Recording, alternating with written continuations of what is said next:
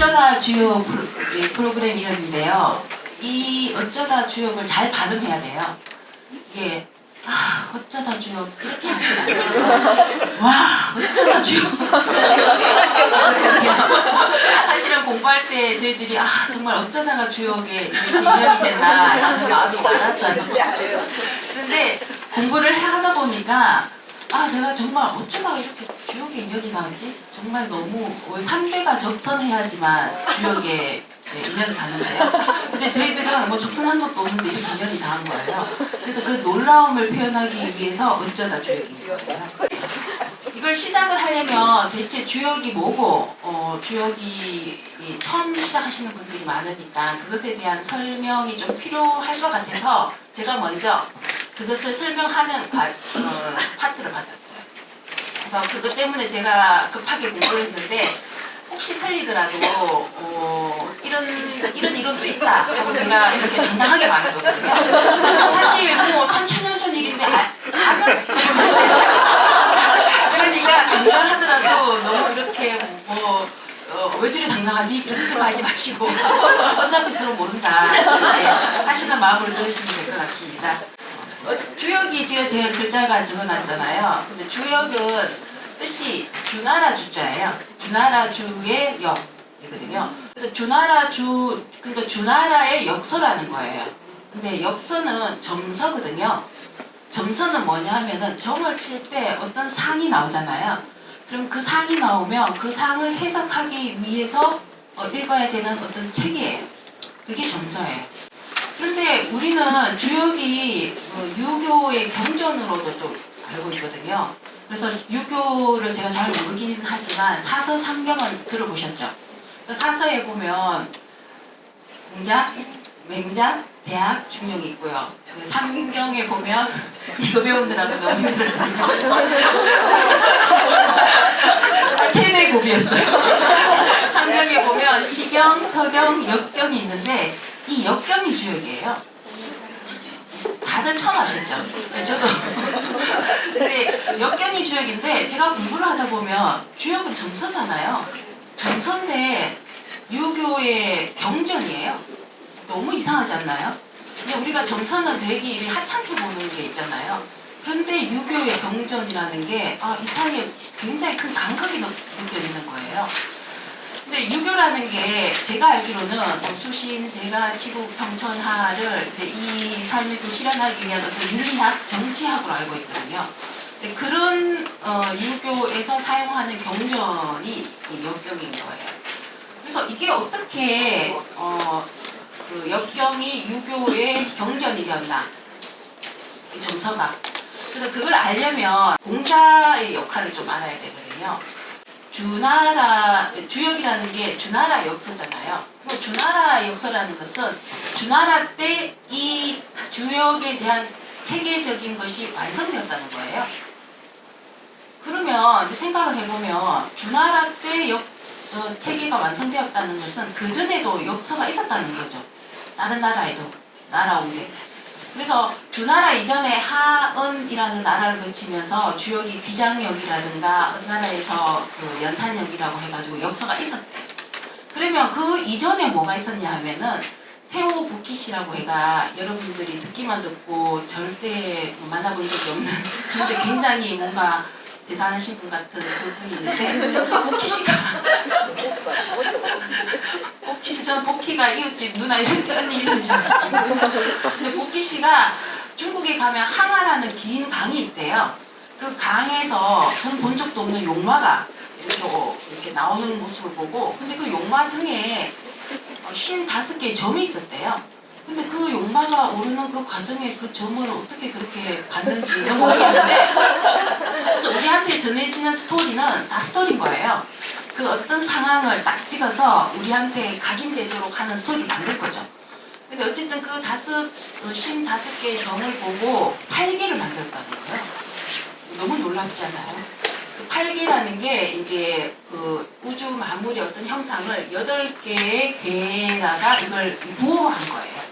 제가 여기다가 8개까지 쓰려고 하다가 여러분 지금 64개를 이렇게 받았는데 8개까지 쓰면 이거는 너무 가혹한 처사다 싶어서 그냥 8개는 있다고만 아시고 이렇게 넘어가시면 되는데 그 8개를 이렇게 만들면서 세상 만물을 이렇게 해석하려고 한 거, 그게 여기의 시작이었다고 해요. 근데 그 여기 이제 하나라와 은나라를 그치면서 수많은 많은 점들을 쳤을 거 아니에요. 그러면 점들을 치다 보면 어마어마하게 많은 어떤 그 자료들이 쌓였죠. 그 자료들이 쌓였을 때 그 주나라를 하은주죠. 주나라를 세운 문왕이 그때 마침 옥에 갇혔었는데 여러분 또 옥에 갇혀 보시지 않았죠? 옥에 갇혀 보시면 아시지만 없어요.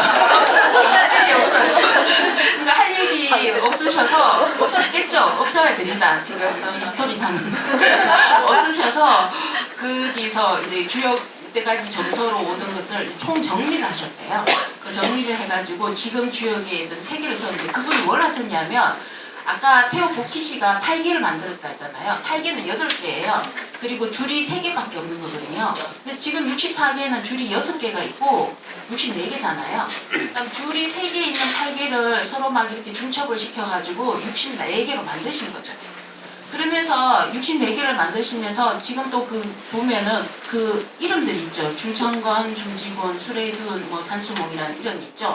그 괴의 이름을 또 만드신 거예요. 그러니까 64개를 만들고 그 괴의 또 순서, 중천권, 중지권, 수레둔, 산수몽 이렇게 순서가 되어 있는데 그걸 다 문왕이 정리를 하셨대요. 그리고 이름 정도 하고 그 다음에 또 문왕이 뭘 하셨냐면 여러분들이 점을 쳐서 예를 들어서 중천권이라는 보시는 그 6개 짝대기가 나오면 아 이게 뭐다 하고 그냥 딱 아시겠죠. 그러니까 모른단 말이에요. 그래서 문왕이 이거는 어떤 상황을 말하는 거다라고 하고 이렇게 설명해 주신 게 있어요. 그걸 괴사라고 하는 거예요. 괴의 이야기라는 거죠. 그러니까 우리가 이게 주역은 어떤 천지 만물에 뭔가 운동성이 있잖아요. 그 운동하고 있을 때 어떤 상을 딱 포착한 거거든요. 그 포착한 건데 그걸 인간사에 적용해서 이거는 어떠한 일이다라고 설명을 해준 게 괴사예요. 괴사. 그런데 그 문왕은 또 아들이 있었어요. 근데 그게 주공이라는 사람인데 괴사만으로 이걸 해석하기 힘든 거예요. 그래서 그 괴 안에 보면 지금 6줄이 있잖아요. 그걸 효라고 하는데 효마다도 이야기가 있어요. 그걸 효사라고 해요. 그래서 괴는 뭐냐 하면은 괴는 우리 전체 인생의 4개의 국면을 말하는 거예요. 아, 어떠한 상황, 어떠한 상황, 어떠한 상황 이런 상황이 64개가 있다. 그러면 효는 그 상황 안에서도 구체적으로 내가 위치한 위치가 있을 거 아니에요. 예를 들어서 삼풍고라고 하면은 오래 편안함이 오래되다 보면 우리도 감이당해서 뭔가 오래되다 보면 그 안에서 뭔가가 일들이 일어나잖아요. 부패된 일들. 그러면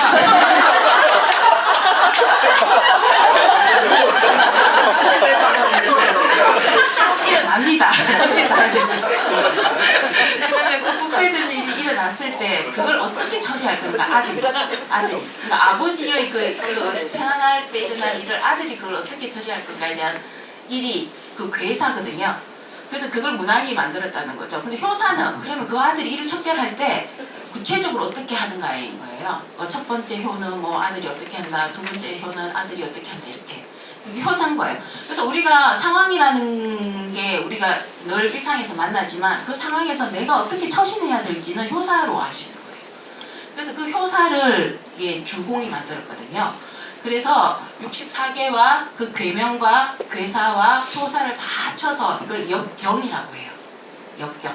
그러니까 여기까지는 공자가 개입된 게 없어요. 근데 이제 그 다음에 이제 드디어 공자가 나오거든요. 근데 이렇게 여기까지는 점서죠. 점서. 근데 공자가 이게 처음 역을 만나는 과정을 보면 이게 왜 역경이 됐는지가 이제 이게 학계에서는 그런 걸 어떻게 말하는지 모르겠지만 제가 공부하면서 느낀 것을 이제 말씀드릴 텐데 공자가 처음 주역을 만난 거는 역경을 만나겠죠. 그 주역을 만난 거는 47세라고 해요. 47세 때 어떻게 만나냐면 그때만 해도 이게 글을 저희들처럼 종이가 없으니까 죽관에다가 대나무를 얇게 펴서 그 죽관에다가 글을 써서 다녔대요.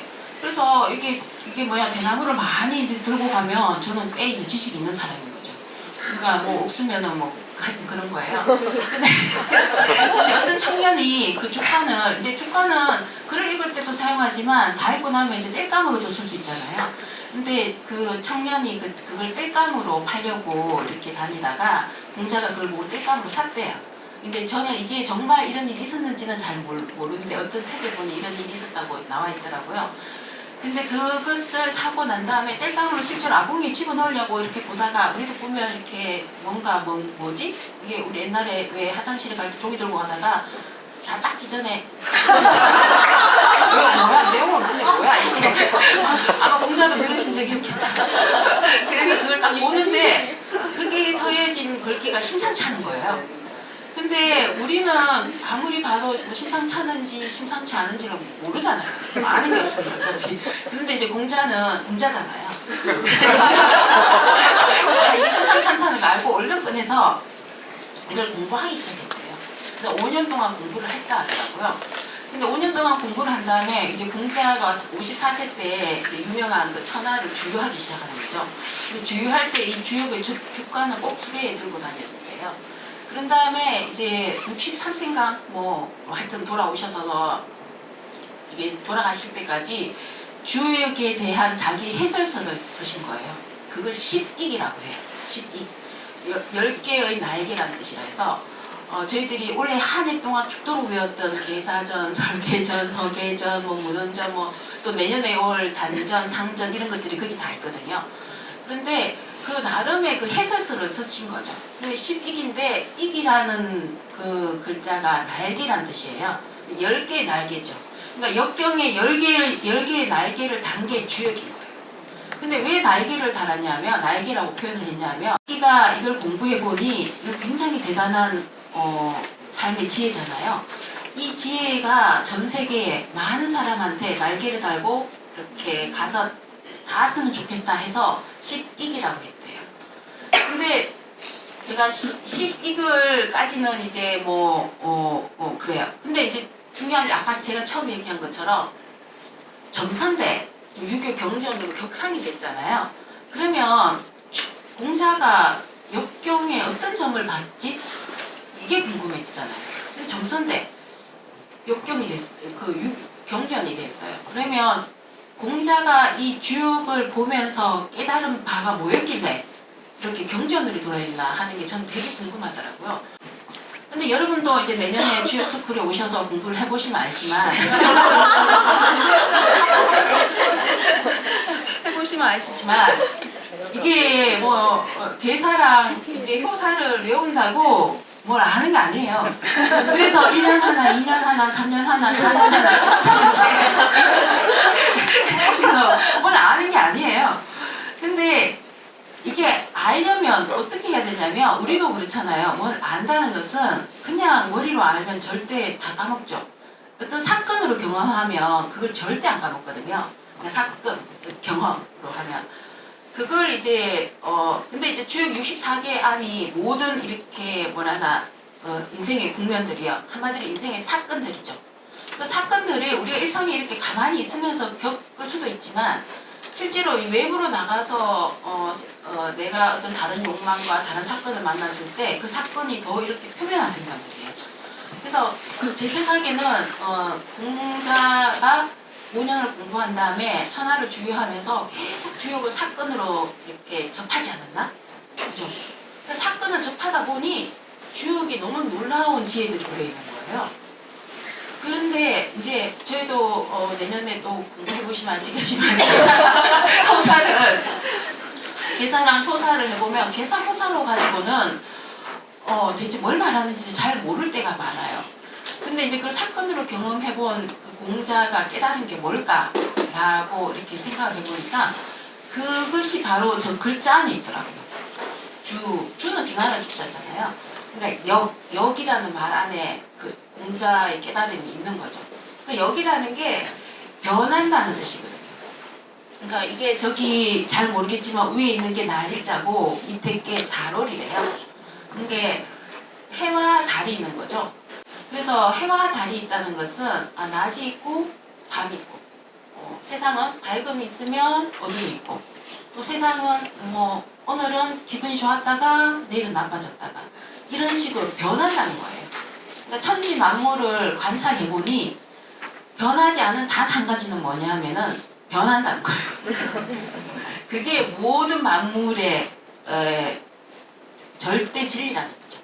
근데 우리는 그냥 앉아있으면 변한다는 거 알잖아요. 밖에 뭐 해가 뜨고 지고 뭐 이러니까 변한다는 걸 아는데 그건 그냥 머리로 아는 거죠. 머리로 그냥 아는 거죠. 그래서 뭐 어차피 다 변해 이렇게 말하지만 자기는 절대 안 변하잖아요. 그죠?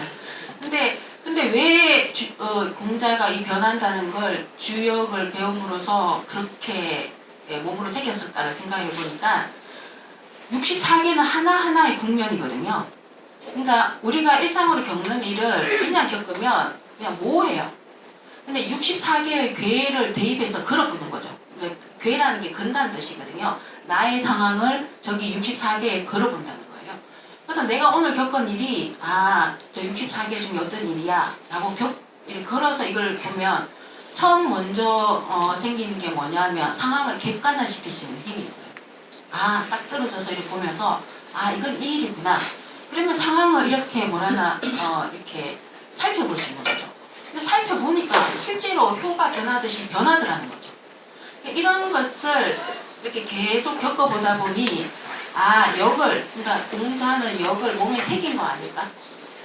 그러니까 머리로는 5년을 배울 수 있죠. 저희들처럼. 그러니까 별로 1년이든 5년이 차가 안 나요. 근데 그걸 몸에 새기는 과정이 15년을 한 거예요. 하다 보니 이게 얼마나 대단한 거라고 아시는 거죠. 그걸 아시니까 돌아와서 시비를 선 거죠. 이거는 날개를 달아서 전 세계 사람들이 꼭 알아야 되는 지혜야 하고. 그렇게 한 게 주역이 정서라고 우리가 하찮게 보는 사람도 있지만 이게 그 유교의 경전으로까지 주역이 이렇게 올라온 게 그렇더라고요. 제가 이걸 공부하다가 저희들이 정의천 주역이라고 해서 책을 읽거든요. 그래서 정의천 주역 앞에 서문을 좀 읽다 보니까 지금 제가 얘기한 거랑 굉장히 와닿는 구절이 하나가 있어서 여러분들한테 한번 띄워드릴게요. 잘 배우는 사람은 말을 이해할 때 반드시 스스로 가장 가까운 자신의 경험 속에서 이해한다. 그 가까운 자신의 경험을 소홀히 하는 사람은 말을 아는 것이 아니다. 내가 전하는 것은 말인 사, 이 사라는 게 말씀사예요. 말씀사다. 사로부터 의미를 이해하는 것은 바로 인간 자신에게 달려있다. 말씀은 전할 수 있지만 그걸 배우는 것은 가장 가까운 경험 속에서 내가 겪어내면서 배워야 되는데 그건 내한테 달려있는 거죠. 그래서 어쨌든 제가 주역을 이렇게 공부하는 과정에서 저도 지금 말씀사를 그냥 배우고만 있는 거지 이걸 가까운 경험 속에서 아직 적응은 굉장히 미숙해요. 미숙하긴 하지만 공자의 마음이 느껴지는 거예요. 이래서 주역이 전 세계에 퍼지기를 바랬구나. 그리고 이렇게 역을 몸에 새기는 과정을 한다면 정말로 인생에 상당히 많은 어떤 고통이랑 번제들이 조절하는 힘들이 나한테 저절로 생기겠다. 그러면 공자는 이걸 수행의 목적으로 주역을 공부하기를 바랬구나 하는 이런 생각이 들어요. 강의는 이상으로 마치겠습니다.